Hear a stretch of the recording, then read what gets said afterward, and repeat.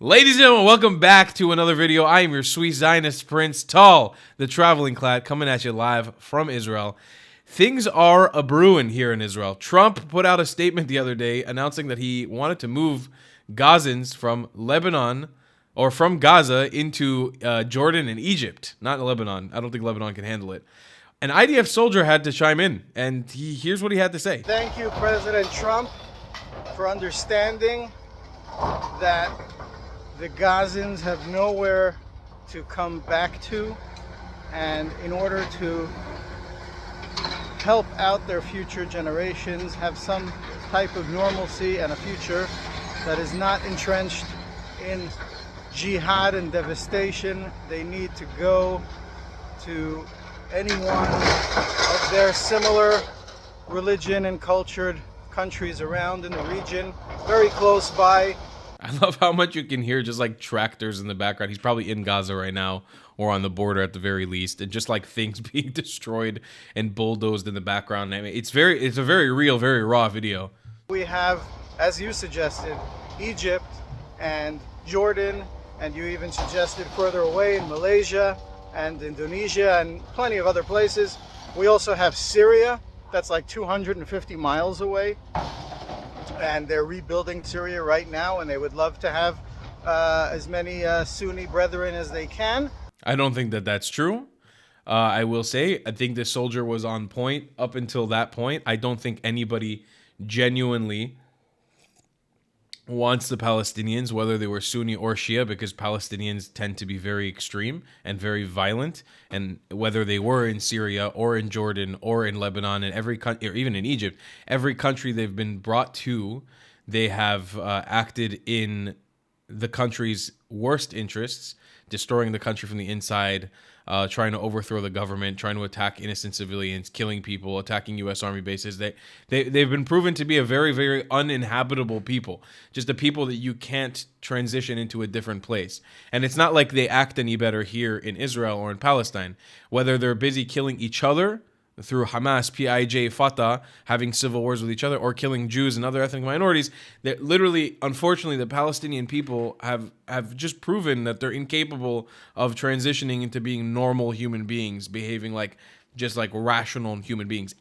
In a generalization, there's obviously exceptions to that rule. There's plenty of great Palestinians out there. Just as a general rule, Palestinians don't have a good reputation either for Israelis, for Jews, for other ethnic minorities, or for their Arab brethren themselves. And I'm sure they could make good use of any rehab money funneled to Gaza to make Syria great again. In any event, President Trump is definitely on the right track, and that's what needs to be done here to bring peace finally to this region and give the Gazans a great future elsewhere. I will say I take a lot of pride in this IDF soldier. Like, let's listen to what he says here towards the end again. I take a lot of pride in this. And that's what needs to be done here to bring peace finally to this region and give the Gazans a great future elsewhere. I really find that beautiful because, like, I'm a petty motherfucker, you know? I'm mean. I'm not very nice. I also don't believe in being very nice when people want to kill you. But like, this man probably has been fighting in Gaza for the last who knows how long. He looks like a serious combat soldier. And he's probably had to face Gazans either attacking him head on or Hamas members trying to kill him. And he's still able to relay. We're going to listen to this message one more time at the end of the video. Thank you, President Trump. He's still able to relay a message of peace. No hatred. Peace. Track. And that's what needs to be done here to bring peace finally to this region and give the Gazans a great future. Look at that. While in enemy territory, a place where he's being attacked left and right, where his brethren, his fellow countrymen are being held hostage, he's still thinking about giving Gazans a great future, a better future. He's still thinking about peace in the region. I mean, if that doesn't amplify the messaging behind Israel, I don't know what else does. Because even like you guys see with all the criticism I have for the Palestinians, even in this video, I never let it devolve into pure hate. I have a lot of criticism of their society, of their people, of the actions that they take on a daily basis. But you don't see me ever, you'll never catch me saying I hate Palestinians, because I don't. I love them. I love the Arabs of this region. I want the best for them. And I think that's something that's reiterated really well throughout this entire country. A lot of us just want to live in peace. We're not looking for an endless string of war. So I really appreciate this soldier. I'm not generally a big fan of soldiers making videos, period. Just because I think our soldiers in our army should be a little bit more ambiguous than it currently is. And we should have maybe spokespeople that are designated to do this stuff. But I like the fact that his face is censored and none of us can see who he actually is. It's probably better off for everyone. Next up, we're going to be looking at a video of Donald Trump. Actually, Donald Trump is the person we were just talking about, but we're going to see him actually talking about the Middle East and get his thoughts and opinions on what's going on. I believe this was at a conference with the League of Arab Nations. 65% of its population is under the age of 30. Like all young men and women, they seek great futures to build, great national projects to join, and a place for their families to call home. But this untapped potential, this tremendous cause of optimism, is held at bay by bloodshed and terror. True. There can be no coexistence with this violence. There can be no tolerating it, no accepting it, no excusing it, and no ignoring it. I'll say that this is the case. This is the case for most Arab nations right now, besides the Gulf Arab nations. Most of the Arab nations in the world, or Arabized nations, we're talking from Morocco all the way to Iran, hold this perspective of immensely radicalized and hateful youth that are very racist towards each other, the rest of the Arab world, and anybody who's not an Arab, and they speak very derogatorily about other religions, whether they're Jewish, Christian, or others. And this is what Arabism has brought to the world. This is what we have on the table from the Arabism, and it's a phenomenon that's unfortunately spread across the Middle East. An innocent person and falsely invokes the name of God, it should be an insult to every person of faith. Terrorists do not worship God. They worship death. If we do not act against this organized terror, then we know what will happen and what will be the end result. Terrorism's devastation of life will continue to spread. Peaceful societies will become engulfed by violence, and the futures of many generations will be sadly squandered. Can we take a moment to appreciate President Donald Trump? I really have to say, I've never been on the Trump train. I'm not a Trumpy guy. I am not. Okay? I always try to say this. I never voted for him in any election. Even in the last election, when he pretty much had my support, I didn't vote. I always reiterate this part, but I have to say, out of all the presidents that I've had, I'm 28 years old. Bill Clinton, George Bush, Barack Obama, Trump, Biden, Trump again. I find it really hard to find any of those presidents other than Trump that I kind of look up to in a sense of a leader. I'm like, the guy speaks to me. I see nothing more incredible than an American man from New York City in a room full of the most powerful Arabs in the Arab world, telling them to their face, and politely, y'all need to fucking change. Y'all need to step up. Y'all need to start condemning this cancer inside of your society. In nice words, he's saying it. I find that really, really, really amazing. I find that really inspiring. And without capitulating to an Iranian deal, without capitulating to these stupid things that endanger the lives of Americans, Israelis, and the people of the West in general, I think it's really inspiring. I have to be honest with you guys. And again, it's not to sit here and blow smoke up Trump's ass. I'm the last person who's Trump's the perfect person, but he's done a lot of inspiring things to me personally in the last couple of years. If we do not stand in uniform condemnation of this killing, then not only will we be judged by our people, not only will we be judged by history, but we will be judged. Peep the dictator of Palestine, Mahmoud Abbas, Abu Mazen. What I hate this man. Truly.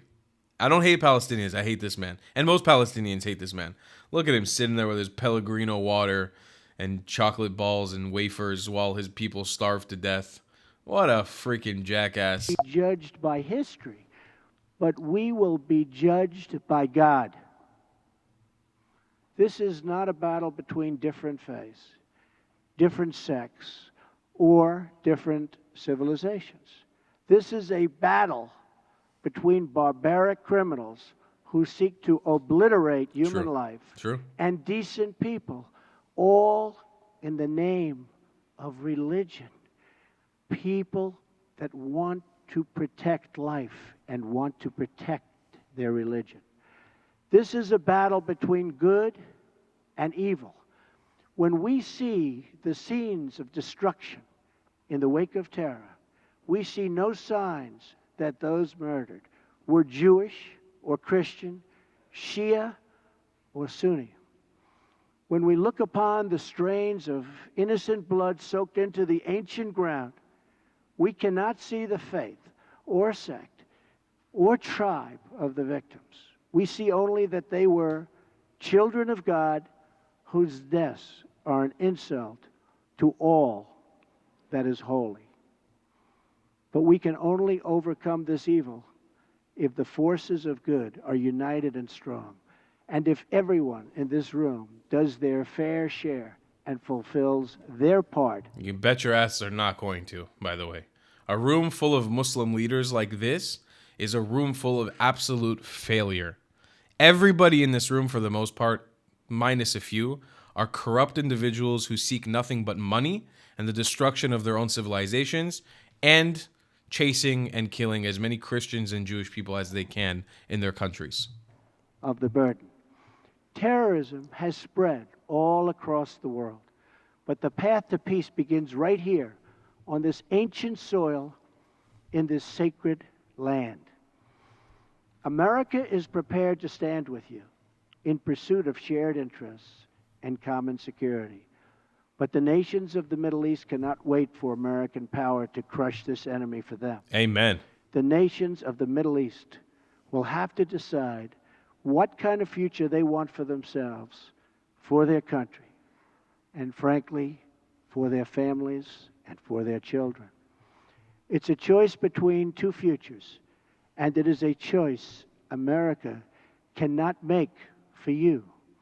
A better future is only possible if your nations drive out the terrorists and drive out the extremists. Drive them out. Drive them out of your places of worship. Drive them out of your communities. This is powerful. Drive them out of your holy land. And drive them out of this earth. It's powerful stuff. Wow. Donald Trump, a lot of respect for that speech. I don't know when that was recorded, when it happened, but I'm so happy that I've got access to see this. This is amazing. That's maybe one of the most inspiring speeches I've seen. A pure call to action to Muslim Arabs to step up to the plate. We can't fix the Middle East for you. Israel can't fix the Middle East for you. You guys have to decide whether you want to keep living as shithole countries or you want to step up to the future. Minus a few of you who are already stepping in the right direction. I don't want to start naming names. You, as Arabs and Muslims of this region, have to decide whether you want to keep being anti-Semitic, keep being anti-Christian, stop paying respects to the people who came before you in this region, Christians and Jews, and every other religion, because you guys are literally the last people to arrive in this region, the Muslims. You'll have to decide for yourself whether you want to be tolerant and step towards a future where you don't kill everybody for a difference of ideology and you start respecting the people who came before you and the legacy of the countries before you. Or to continue down the same stupid path that you've been on for the last 1,000 years. America can't change it for you. Israel won't change it for you. But we will take care of our own, and we're going to keep pushing forward with or without you. That's my message to the Arab world. All love, and it really is. I love you guys more than a lot of other people on planet Earth. I want the best for you. But this is tough love, baby. This is tough love. Habibti, Habibi, Hayati, Ya Ruhi. This is tough love. It's time there's a Jew out there in the world that starts talking to you guys like this. Because if I don't know who else will. Donald Trump? You guys don't listen. Anyways, I love you guys long time. Thanks for watching me ramble. I'll see you in the next one. Goodbye, Clats.